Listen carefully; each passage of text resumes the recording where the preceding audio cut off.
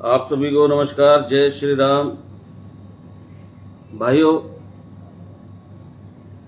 कुछ लोग ऐसे होते हैं जो वर्तमान की पीढ़ी के लिए नहीं अपितु आगे आने वाली पीढ़ियों के लिए भी मोटिवेशन का सोर्स के रूप में उनको याद किया जाता है।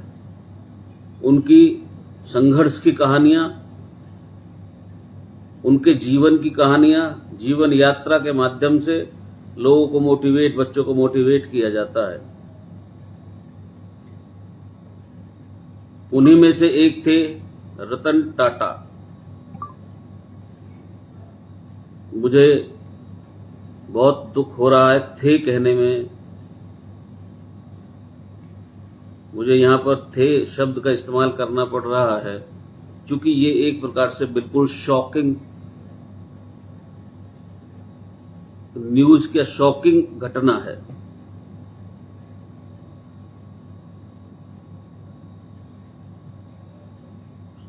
कल रात बहुत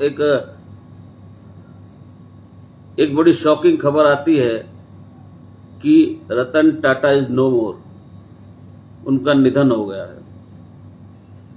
शॉकिंग मैं इसलिए कह रहा हूं क्योंकि अभी 6 दिन पूर्व ही उन्होंने प्रधानमंत्री श्री नरेंद्र मोदी जी को स्वच्छता अभियान के 10 वर्ष पूरे होने पर बधाई दी थी। मैं उनको अपनी भावभीनी श्रद्धांजलि अर्पित करता हूं और परमपिता परमेश्वर उनको अपने चरणों में स्थान दें, ऐसी मैं प्रार्थना करता हूं।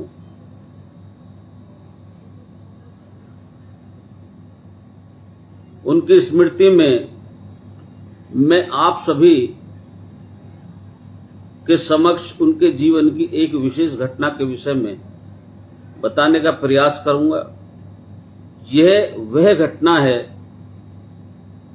जिसके बारे में लोग काफी जानते भी हैं और इससे बहुत कुछ सीखने को भी मिलता है। एक समय था जब टाटा मोटर्स की शुरुआत हुई थी, तो टाटा इंडिका ये जो सभी प्रोडक्ट 2-3 प्रोडक्ट एक साथ आए थे टाटा के, लेकिन ये इतने चल नहीं रहे थे। आपको याद होगा उस समय सब कुछ इतना ठीक नहीं था, तो वो इन सब बातों को लेकर फोर्ड के पास गए थे और फोर्ड ने एक तरह से उनकी बेइज्जती की थी, लिटरली बेइज्जती की थी। मैं आपको बताऊंगा उसके विषय में और उसका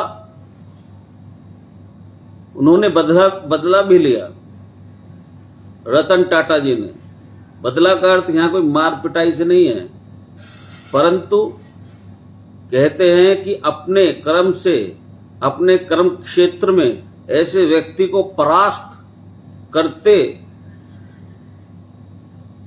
करने का साहस, जज्बा और उसको परास्त किया जिसने उनकी जबरदस्त बेइज्जती की थी। ये भी उनके कर्म क्षेत्र में एक बदले का विषय है।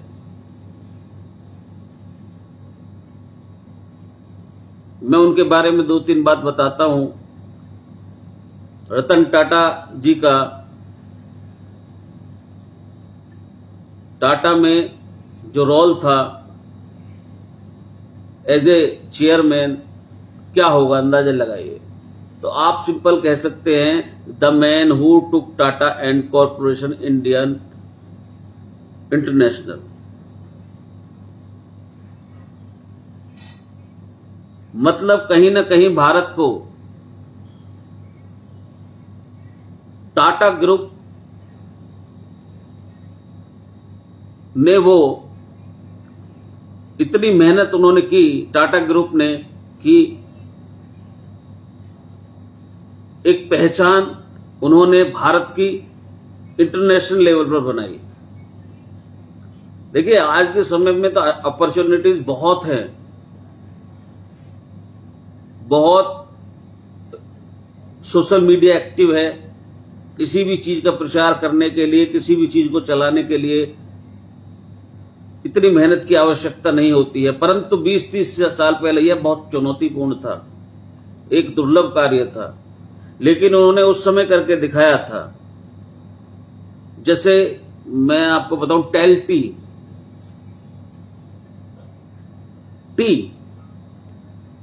आपको पता है, चाय, और वो आज चाय के सबसे बड़े अचीवमेंट उन्होंने किया था। जो चाय होती है उसको एक तरीके से उन्होंने अपने उसमें लिया था, कंट्रोल में लिया था, एक्विजिशन किया था। और उनका सबसे बड़ा अचीवमेंट क्या था? जैगुआर और लैंड रोवर। तो जो भी इंडियन एक्विजिशन किए गए थे रतन टाटा जी के द्वारा, वो आज बहुत अच्छा कार्य कर रहे हैं। परंतु बहुत बड़ा बिजनेस है, थोड़ा बहुत मिसकैलकुलेशन भी होता है। 100% तो कोई भी चीज करेक्ट नहीं होती, कुछ मिस्टेक्स भी हो जाती हैं। जैसे आप जानते हैं, यूरोप में जो कंपनी है कोरिस स्टील, ये टाटा के द्वारा एक्वायर किया गया था। और आज के डेट में टाटा स्टील जो यूके का जो बिजनेस है वो पूरा लॉसेस में जा रहा है। तो थोड़ा बहुत इश्यू ये चलते रहते हैं। जिनके पास इतने प्रोडक्ट्स हैं, इतनी जगह कार्य कर रहे हैं, तो एक दो चीज में डाउनफॉल आता है। लेकिन ऐसा नहीं है, रतन टाटा कभी भी डाउनफॉल से नहीं घबराए।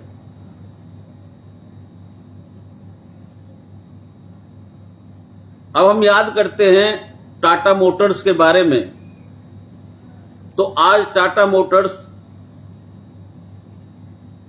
इंडियन ब्रांड है जो बहुत अच्छा कार्य कर रही है। काम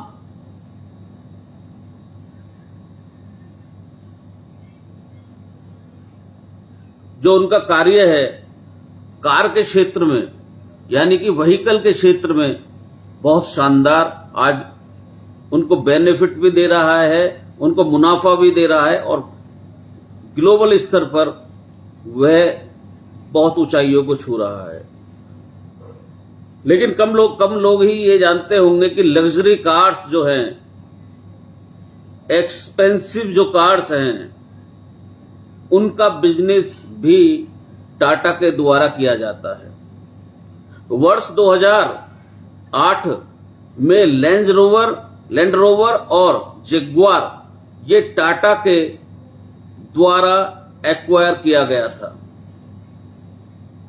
ये कॉस्टली और काफी लग्जरी कार्स हैं जिनको काफी लोग पसंद करते हैं। अब विषय ये नहीं था कि उन्होंने उसको एक्वायर किया। इंपोर्टेंट जो बात है, उन्होंने उसको एक्वायर किस तरीके से किया, इसमें स्पष्ट दिखाई पड़ता है कि इट्स लाइक ए रिवेंज। जैसे टाटा ग्रुप की बेइज्जती की गई थी, उसका उन्होंने रिवेंज लिया था जैगुआर और लैंड रोवर को एक्वायर करके। काफी इंटरेस्टिंग बात है। एक्चुअली हुआ क्या था, 99 की बात है, जब वो अपनी टीम के साथ फोर्ड के पास गए थे अमेरिका, और वहां पर उनका जो कार का बिजनेस है वो जस्ट स्टार्ट ही हुआ था, और टाटा जो है वो इंडिया में शुरू हुई थी। 98 में टाटा इंडिया लॉन्च हुई, टाटा इंडिका लॉन्च हुई। ये देश की पहली इंडियनर्स डिजाइन कार थी। वो लोगों को ज्यादा पसंद नहीं आई, बाद में उसके फीचर्स बढ़ा दिए गए, बेहतर किया गया और इसका इस्तेमाल ज्यादातर टैक्सी में किया जाता था। आगे चलकर इसमें सक्सेस प्राप्त हुई, परंतु शुरुआत में सक्सेस नहीं मिल पा रही थी। तो 99 में उसको लेकर रतन टाटा जी फोर्ड के पास गए थे। वो चाहते थे कि उनका passenger car business Ford acquire कर ले तो बहुत अच्छा रहेगा। फोर्ड के रिप्रेजेंटेटिव ने जिस तरीके के साथ रतन टाटा जी के साथ व्यवहार किया,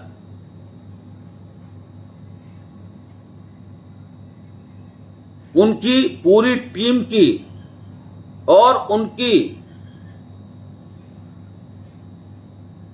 एक तरीके से ऐसा बताने का प्रयास किया गया कि तुमको कुछ भी नहीं जानते, तुम्हारे पास में इस फील्ड का कोई भी एक्सपीरियंस नहीं है, ना ही तुम्हारे पास में इस तरह के बिजनेस को चलाने के लिए एक्सपर्ट्स हैं टेक्निकली रूप में। इस तरह की बातें फोर्ड के द्वारा बोली गई। इनफैक्ट अगर आप देखोगे तो फोर्ड के ऑफिसर्स जो हैं उन्होंने गुस्से में यहां तक कह दिया कि हम आपका सारा बिजनेस खरीद लेंगे।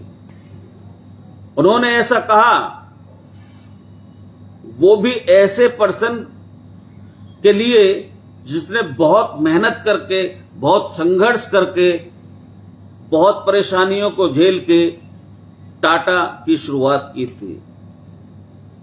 यहां पर फोर्ड यह दर्शाने का प्रयास कर रहा था कि फोर्ड उनका सारा बिजनेस खरीद लेगा तो रतन टाटा पर ही एहसान करेगा। रतन टाटा जी को यह बहुत ही बेइज्जती महसूस हुई, स्वाभाविक है। उनसे ये बेइज्जती बर्दाश्त नहीं हुई। रतन टाटा ने वहां मीटिंग जो आगे फर्दर होनी थी उसको कैंसिल किया और वहां से चल दिए। उनकी आगे की जर्नी की यदि मैं बात करूं, इससे पहले जैगुआर और लैंड रोवर के बैकग्राउंड के बारे में थोड़ा जान लेते हैं। इससे बहुत कुछ स्पष्ट हो जाएगा। देखिए, जैगुआर जो गाड़ी है वो 1992 में एक कंपनी, स्वेलो साइडकार कंपनी,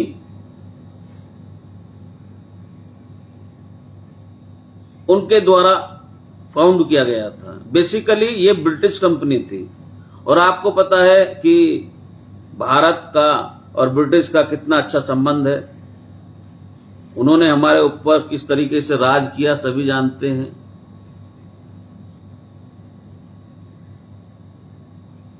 और सोचा तो उन्होंने ये कंपनी के द्वारा जब ली ये गाड़ी, शुरुआत की इसकी 1989 में, क्या होता है कि फोर्ड जो कि यूएस बेस्ड ब्रांड है, अमेरिकन ब्रांड है, उन्होंने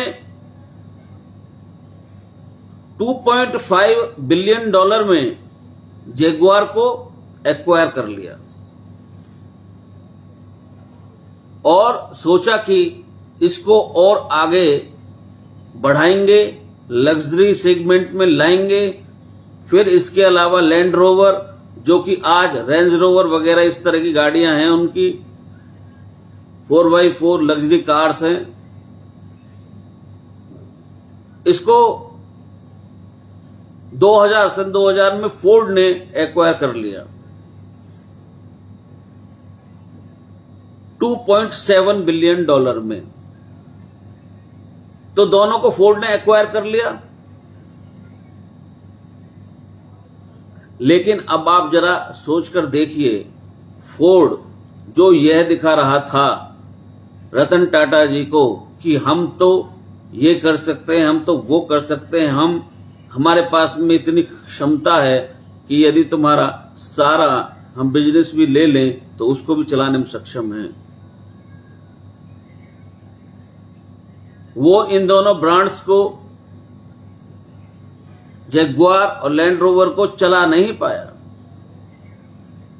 फोर्ड बहुत अधिक घाटे में जा रहा था।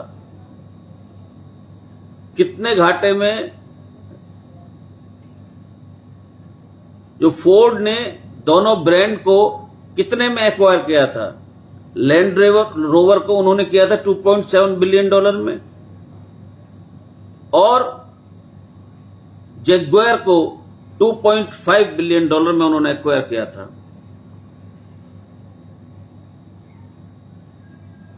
लेकिन जब फोर्ड ने दोनों ब्रांड बेचे तो उनके हाथ में आया 1.7 बिलियन डॉलर।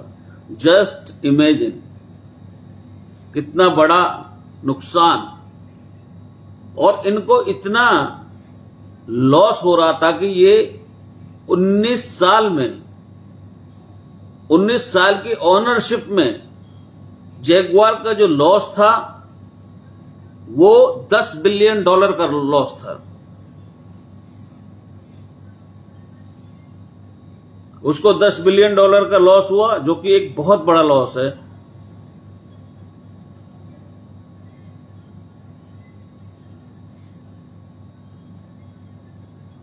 क्योंकि जैगुआर और लैंड रोवर, इनकी टेक्नोलॉजी बिल्कुल अलग थी। ये उस चीज को फोर्ड कवर अप नहीं कर पाई। और आगे चलकर क्या होता है, 2008 में आप सभी जानते हैं कि ग्लोबलाइज स्तर पर फाइनेंशियल क्राइसिस आया था। और उस समय रतन टाटा जी ने सोचा कि इससे अच्छी अपॉर्चुनिटी कोई हो नहीं सकती अपना रिवेंज, अपना बदला लेने के लिए। 2008 एक ऐसा समय था जब फोर्ड बैंक क्रप्सी पर जा चुका था, ऑलमोस्ट बैंक क्रप्सी पर था।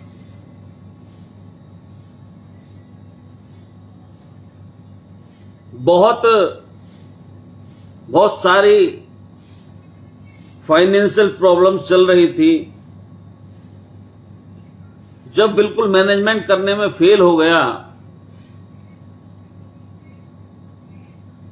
तो उन्होंने जैगुआर और लैंड रोवर दोनों ब्रांड को एक साथ 2.3 बिलियन डॉलर में, सिर्फ 2.3 बिलियन डॉलर में खरीदा था। अब आप सोचकर देखिए, यहां पर फोर्ड ने जैगुआर को 2.5 बिलियन डॉलर में खरीदा,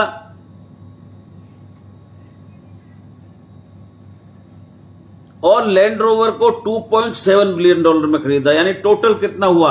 2.5 और 2.7, यानी टोटल दोनों को खरीदा 5.2 बिलियन डॉलर में। लेकिन रतन टाटा ने दोनों ही ब्रांड को 2.3 बिलियन डॉलर में इतने वर्षों के बाद खरीद लिया। तो आप सभी समझ गए होंगे कि एक समय जब फोर्ड ने रतन टाटा जी का अपमान किया था,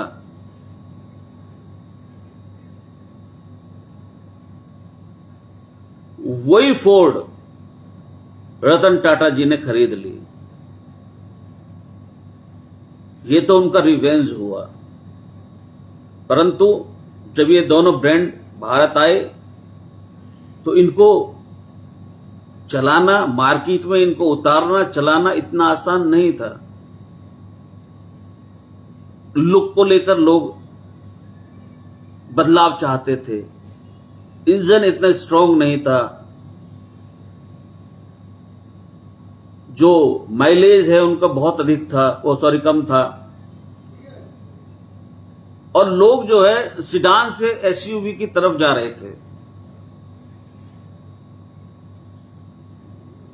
तो उन्होंने सब चीजों में बदलाव किया।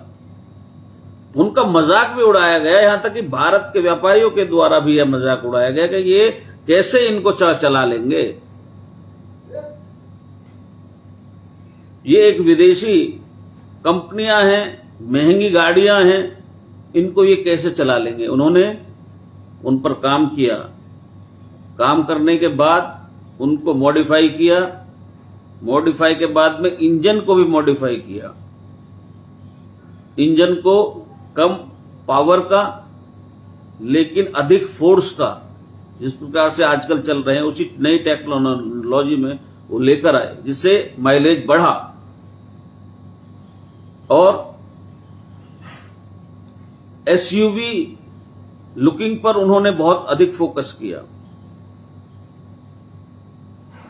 2 साल में उन्होंने दोनों एसयूवी कारों को जबरदस्त एसयूवी बना दिया। और मैं आपको बताऊं, आज टाटा ग्रुप्स ऑफ इंडस्ट्री का 80% जो मुनाफा है वो इन्हीं दोनों प्रोडक्ट से आता है, जगुआर और लैंड रोवर से।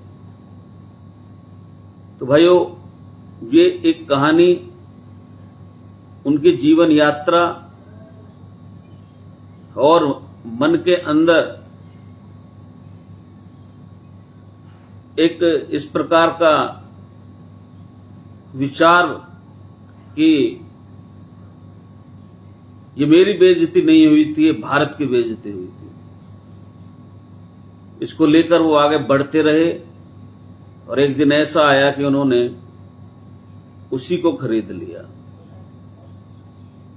ये एक बहुत बड़ी अपने आप में बहुत बड़ा उदाहरण है कि यदि कार्य क्षेत्र में पूरी तरीके से फोकस करके अपने कार्य को आगे बढ़ाया जाए तो निश्चित रूप में से उसमें सफलता प्राप्त होती है। मैंने आपको बताया था अभी कुछ दिन पहले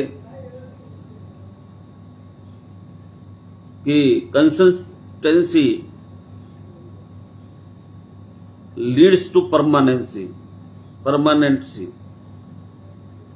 यानी यह कि एक चीज को आप कंसिस्टेंट कर रहे हैं, रेगुलर कर रहे हैं, तो वो आपकी परमानेंट हो जाएगी। वही रतन टाटा जी ने किया। रतन टाटा जी एक बहुत अच्छे विचारों के ज्ञाता भी थे। वो समय समय पर आर्टिकल्स छापते रहते थे। उनके आर्टिकल्स लोग पढ़कर इंस्पायर होते थे और उन्होंने अपने जीवन में ऐसे मापदंडों को स्थापित किया, न केवल उद्योग जगत में, अपितु यदि आप उनकी बातें पढ़ेंगे, उनके विषय में पूरी जानकारी लेंगे, तो आध्यात्मिक स्तर पर भी उनको जो ज्ञान था वो बहुत ऊंचा ज्ञान था। और मानवता तो इतनी शानदार थी, जो कहते हैं ना कि simple living and high thinking. अब समय ज्यादा हो जाएगा नहीं, एक बार वो हवाई जहाज में जा रहे थे, इकोनॉमी में, रतन टाटा जी इकोनॉमी क्लास में बैठ के जा रहे थे। तो कोई व्यक्ति उनके बराबर में बैठा था, तो बात चलते चलते रतन टाटा पर आ गई बात। वो जानता नहीं था ये रतन टाटा हैं। तो उन्होंने बताया कि बात जब होती रही तो वो फिर बाद में उन्होंने बताया कि मैं ही वो हूं रतन टाटा। तो उसको बड़ा आश्चर्य हुआ, आप इकोनॉमी क्लास में। तो उन्होंने कहा जब मेरा काम इकोनॉमी क्लास में चल सकता है तो मैं पैसे को क्यों वेस्ट करूं। इसी प्रकार आपने एक और सुना होगा, उनकी प्रत्येक जीवन की, उनके पल पल से, क्षण क्षण से एक शिक्षा है। होटल में गए खाना खाने के लिए, कहीं बाहर की बात है ये, फॉरेन में, वहां किसी ने खाना छोड़ दिया था, उन्होंने ऑर्डर करा अपना भी खाना, वहां किसी ने खाना छोड़ दिया था तो उन्होंने मना कर दिया कि खाना मुझे नहीं चाहिए। उन्होंने वो छूटा हुआ जो खाना था उसको खाया।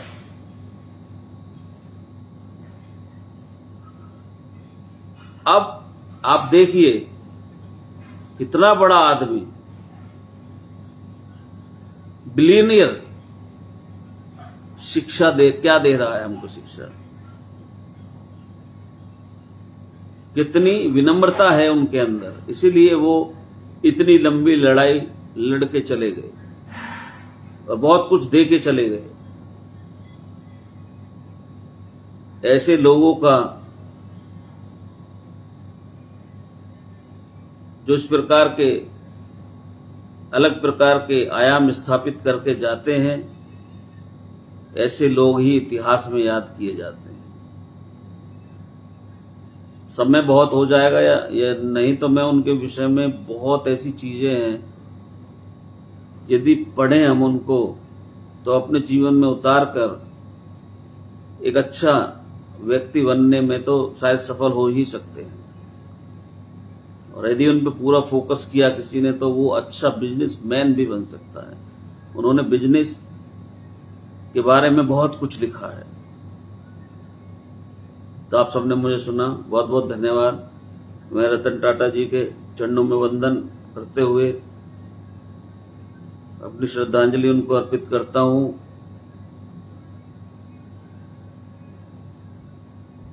और प्रभु से प्रार्थना करता हूं कि उनको अपने चरणों में स्थान प्रदान करें।